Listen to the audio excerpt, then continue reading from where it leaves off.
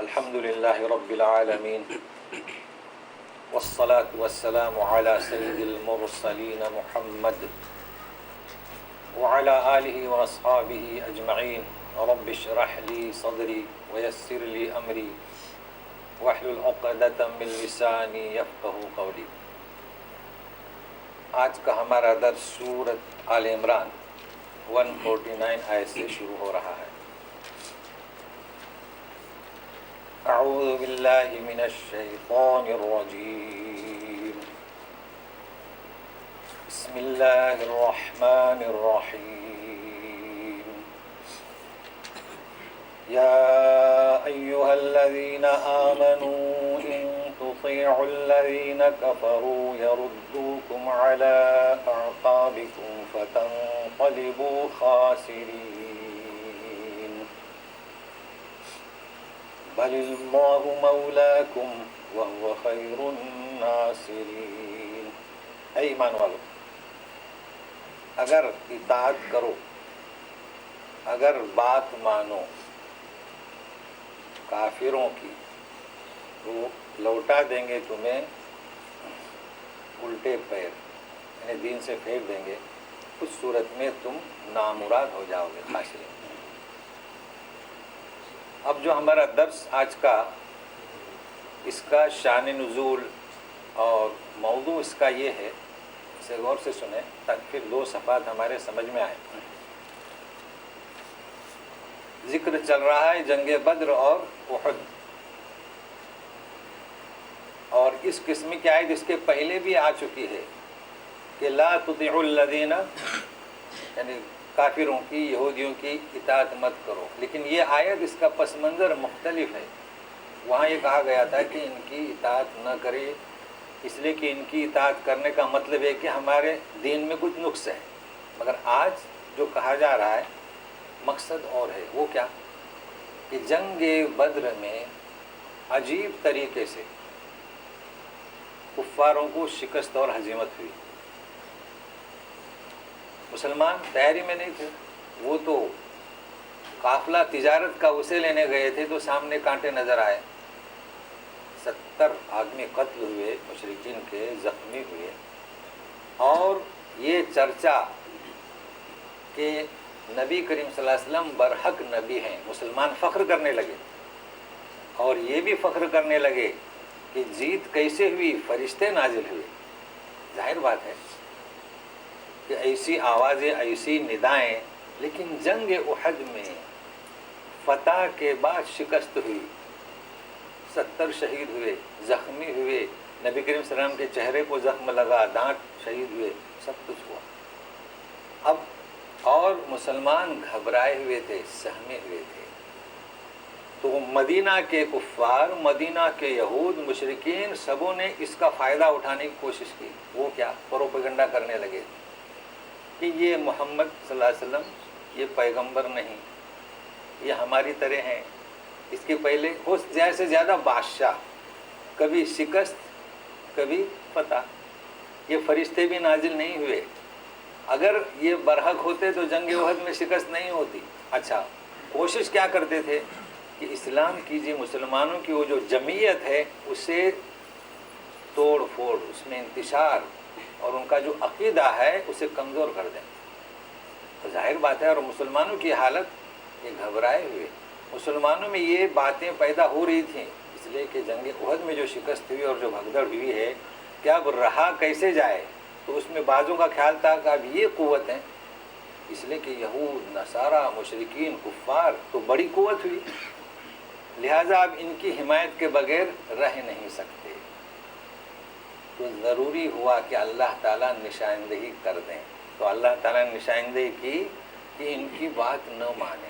تو اب کیا ہے؟ ان تطیعوا الذین کفروا، اب یہاں اطاعت مراد نہیں ہے، اگر ان کی بات مانی، یعنی جو یہ پروپیگنڈا کر رہے ہیں، تو ان کا مطلب کیا؟ تمہیں اسلام سے پھیر دیں۔ اچھا، اب رہا سوال، اگر ان کی بات مانی تو تم نامراد جس کے لیے ایمان لے آئے ہو، لیکن اب جو دل میں وسوسہ آ رہا ہے کہ یہ بڑی طاقت ہے، بڑی قوت ہے، سپر پاور ہے، تو اللہ تعالیٰ کیا فرماتے ہیں؟ یہ ان کی اگر بات مانو گے یہ تمہاری حمایت نہیں کرنے والے، یہ حمایت نہیں کریں گے۔ تمہاری حمایت کرنے والی سپر پاور کون ہے؟ بل اللہ مولاکم، یہ ہے تمہارا مولا، یہ تمہارا حامی۔ اور کیسا؟ وَهُوَ خَيْرُ النَّاصِرِينَ۔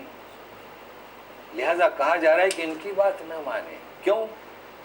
ان کی بات مانیں گے تو ان کے پاس قوت عارضی ہے، اور یہ تمہاری حمایت اگر بھی کریں گے تو نفاق، اور اصل مقصد ان کا اسلام سے پھیرنا ہے۔ لہذا تمہارا حامی کون ہے؟ اللہ تعالیٰ، حمایت کرنے والا اللہ تعالیٰ۔ اور بڑی بڑی قوتیں ہیں، مدد کرتی ہیں جنگ میں، غیر جنگ میں، مگر بہترین وَهُوَ خَيْرُ النَّاصِرِينَ، وہ کون ہے؟ وہ بہترین مدد کرنے والا ہے۔ تو اللہ تعالیٰ نے تو کہہ دیا، اعلان کر دیا، لیکن بات کیا ہے کہ سامنے بڑی بڑی قوتیں موجود تھیں، تو اللہ تعالیٰ کیا فرماتے ہیں؟ سنیے، سَنُلْقِي فِي قُلُوبِ الَّذِينَ كَفَرُوا الرُّعْبَ بِمَا أَشْرَكُوا بِاللَّهِ مَا لَمْ يُنَزِّلْ بِهِ سُلْطَانًا وَمَأْوَاهُمُ النَّارُ وَبِئْسَ مَثْوَى الظَّالِمِينَ۔ کیا کہتے ہیں کہ انہیں آپ سمجھتے ہیں کہ یہ بڑی بڑی قوت والے ہیں، سپر پاور والے ہیں؟ ہم ڈال دیں گے ان کے دلوں میں، جنہوں نے کفر کیا، رعب۔ ان کے دلوں میں کیا ڈال دیں گے؟ رعب، گھبراہٹ۔ ایک دوسرا، بما اشرکوا باللہ، بسبب اس کے کہ اللہ کے ساتھ شریک کیا، جس کی اللہ نے کوئی دلیل نہیں اتاری۔ اچھا، رعب ڈال دیں گے، کیسے رعب ڈال دیں گے؟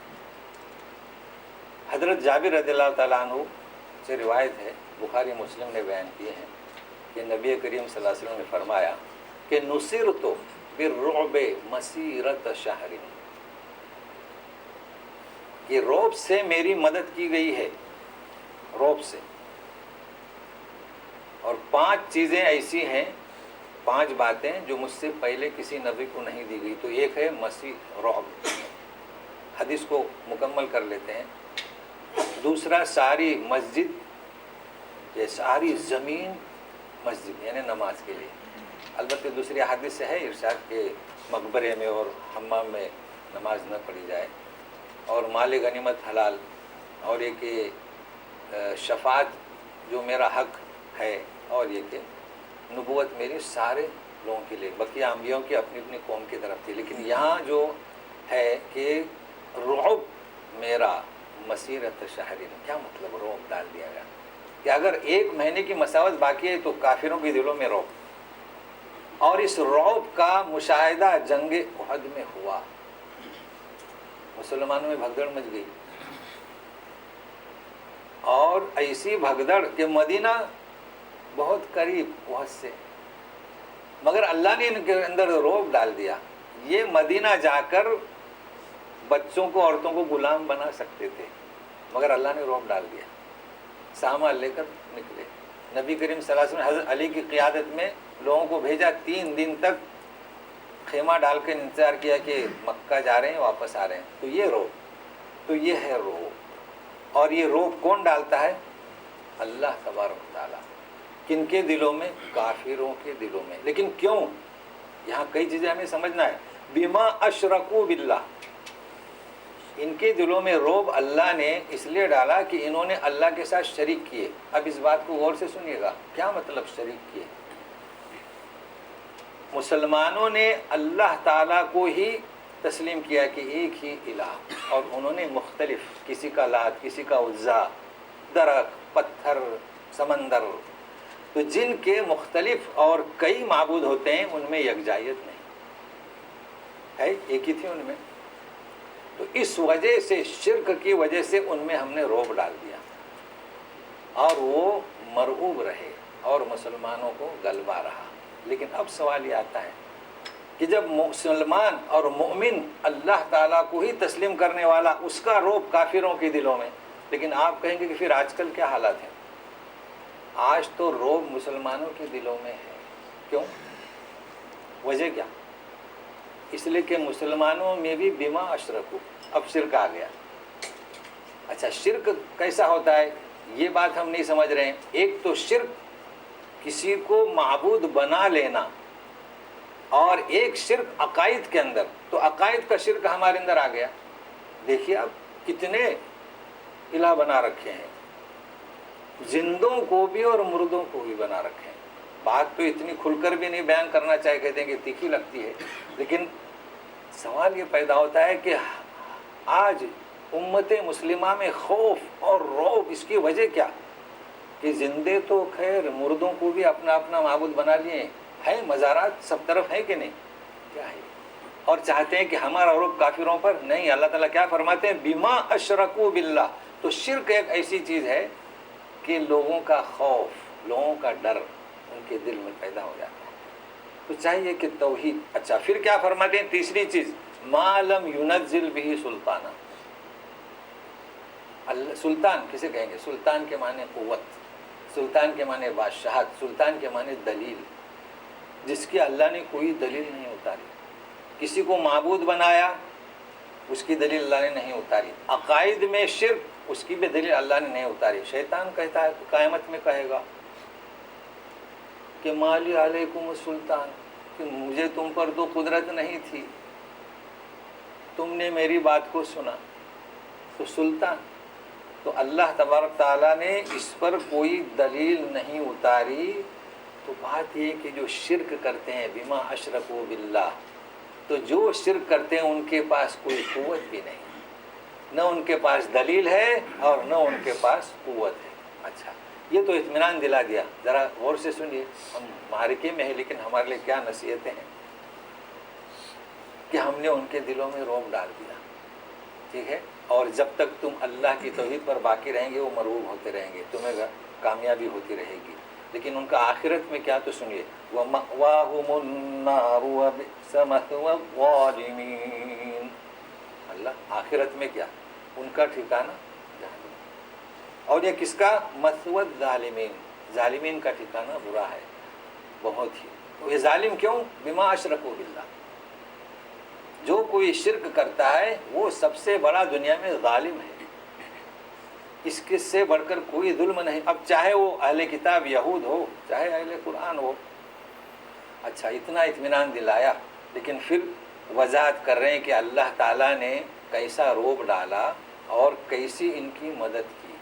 تو سنیے، وَلَقَدْ صَدَقَكُمُ اللَّهُ وَعْدَهُ إِذْ تَحُسُّونَهُمْ بِإِذْنِهِ حتى إذا فشلتم وتنازعتم في الأمر وعصيتم من بعد ما أراكم ما تحبون منكم من يريد الدنيا ومنكم من يريد الآخرة ثم صرفكم عنهم ليبتليكم ولقد عفا عنكم والله ذو فضل على المؤمنين. نقشہ کھینچا جا رہا ہے جنگ احد کا، لیکن کئی چیزیں ہیں، کئی چیزیں سمجھنا ہے. اللہ نے یہ وعدہ تمہیں سچ کر کے دکھایا کہ ان کے دلوں میں رعب ڈال دیں گے. اور تمہارا مولا کون؟ کیسے؟ اذ تحسونہم بإذنہ. جنگ احد میں مسلمان کفاروں کو قتل کر رہے تھے اللہ کے حکم سے. کامیابی ہوئی، فتح ہوئی. حتی اذا فشلتم، اس کے بعد کیا ہوا؟ جب کفاروں نے سامان لپٹ کر بھاگنے کی تیاری شروع کی تو انہوں نے کمزوری دکھائی. وَتَنَازَعْتُمْ فِي الْأَمْرِ، اور معاملے میں اختلاف کیا. کون سے؟ جو 50 تیر انداز تھے نا، کہ اب تو فتح ہو چکی ہے، اب رسول اللہ صلی اللہ علیہ وسلم جو منع کیا تھا یہاں سے ہٹنے کا وہ کوئی بات نہیں ہے، لہٰذا تَنَازَعْتُمْ فِي الْأَمْرِ وَعَصَيْتُمْ، اور حکم عدولی سے کام لیا. من بعد ما اراکم ما تحبون، بعد اس کے کہ جسے تم چاہتے تھے وہ ہم نے تمہیں دکھایا. کیا تحبون؟ فتح. ونصر من اللہ وفتح قریب. منکم، تم میں سے کوئی ایسا ہے جو دنیا کا طلبگار تھا یعنی مال غنیمت، اور تم میں سے کوئی ایسا ہے جو آخرت کا. 10 افراد نے انکار کیا کہ نہیں ہم یہیں پہ کھڑے رہیں گے. ثم سر